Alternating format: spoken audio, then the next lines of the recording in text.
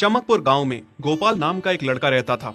उसकी सौतेली माँ और बाप ने उसे घर से निकाल दिया था। उसकी सौतेली माँ ने सब कुछ अपने और अपने बच्चों के नाम पे कर रखा था और गोपाल को हिस्से के नाम पे 3 गायें दे रखी थी। गोपाल पढ़ा लिखा तो बहुत था, पर नौकरी ना मिलने के कारण उसने सोच लिया था कि वो अब उन तीनों गायें की खूब देख रेख करके उनसे जो दूध मिलेगा उसे बेच के अपना कारोबार चलाएगा। अब मैं बिल्कुल अकेला हो गया हूँ। गौ माता, तुम तीनों के अलावा मेरा अब कोई भी नहीं है। बस मेरा घर चलाने के लिए तुम तीनों को मेरी मदद करनी होगी। तीनों गायें बहुत ही हट्टी कट्टी और जवान थीं और रिश्ते में भी एक दूसरे की बहनें लगती थीं। चंपा, चमेली और मैना। मैना सबसे बड़ी और समझदार गाय थी। चंपा गर्भवती थी और चमेली को अभी अभी बच्चा हुआ था। वो दूध दे रही थी, जिसके दूध को बेच के गोपाल का थोड़ा बहुत घर चल रहा था। पर गोपाल को अब चंपा और मैना पे पूरा भरोसा था कि जब उनका बच्चा हो जाएगा तो वो खूब दूध देने लगेंगी और जिससे उसका कारोबार अच्छे से सेट हो जाएगा।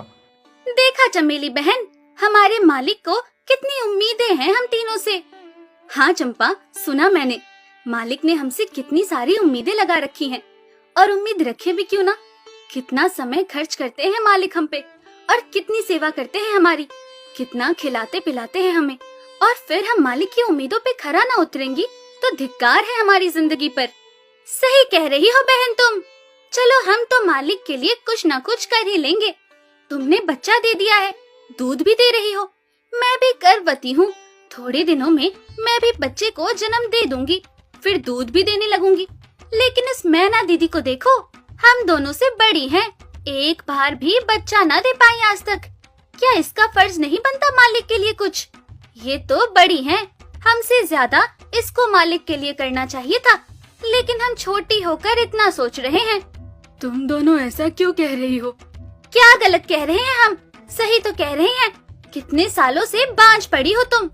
ऐसा कैसे कह सकती हो तुम? बच्चा देना ना देना मेरे हाथ में थोड़े ना है। मैं भी तो माँ बनना चाहती हूँ ना। मैं भी चाहती हूँ कि दूध दूँ और मालिक को मेरे दूध से कुछ फायदा हो। अरे तुम क्या बच्चा दोगी जो इतने सालों से नहीं दे पाई? तुम ये ख्वाब लेना बंद करो कि तुम बच्चा दोगी और तुम्हारे दूध से मालिक को कोई फायदा होगा। दोनों छोटी बहनें बड़ी बहन मैना की बेबसी का मजाक उड़ाती हैं और उस पे हंसती हैं। इस बात से मैना बहुत दुखी होती है और रोती है कि उसी की बहनें उसको दिलासा देने की बजाय उसे ताने मार रही हैं, उसका मजाक उड़ा रही हैं। फिर एक दिन गोपाल का पड़ोसी उससे कहता है, अरे गोपाल, तुम्हारी 2 गायें तो ठीक है, एक गाय का क्या है? उससे तुम्हें कोई फायदा नहीं है, बेच क्यों नहीं देते उसे?